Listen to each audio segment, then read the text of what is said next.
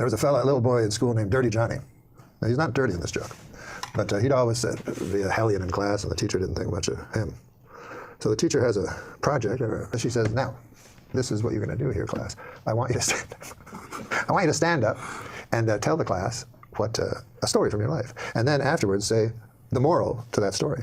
So a girl puts up her hand. Yes, Becky, what's your story? So Becky stands up. She goes, my dad works for the hatchery here in town.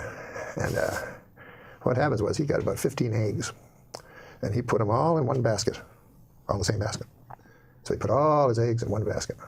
And he put it on the horse and buggy and drove back home. And by God, Becky says, the bouncing and all the eggs broke. Well, that's a good story, the teacher says, but what would the moral be to that? Becky says, well, the moral is, don't put all your eggs into one basket. Well, goddamn, says the teacher, that's a good one. Anybody else? Well, what do you know, Dirty Johnny has his hand up. So the teacher's like, holy God, I don't want it. But on the other hand, I made an oath to every child should I suppose I gotta. All right, Dirty Johnny, what do you have to say?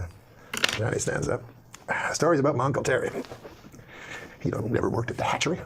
On account he was in Vietnam, and he got disability. You don't even like people who work at the hatchery.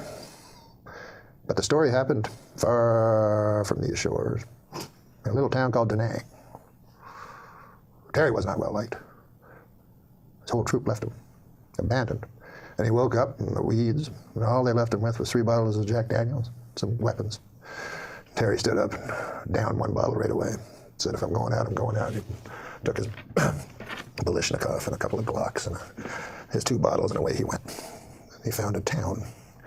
And he didn't know if it was Charlie or if it was one he was sent to protect. But all he knew was he had hate in his gut. So he started firing. And he fired the Kalashnikov with an arcing kind of, like a farmer would with hay, with a scythe. And sure enough, the men fell like hay before him. And then the women, and by God, I'm ashamed to say it, but then the children. And finally, all was left was Uncle Terry standing in the mud and the blood and the glory. And he touched his pants, and it was wet, and he said he was ashamed. He felt shame, Uncle Terry, for he'd pissed himself.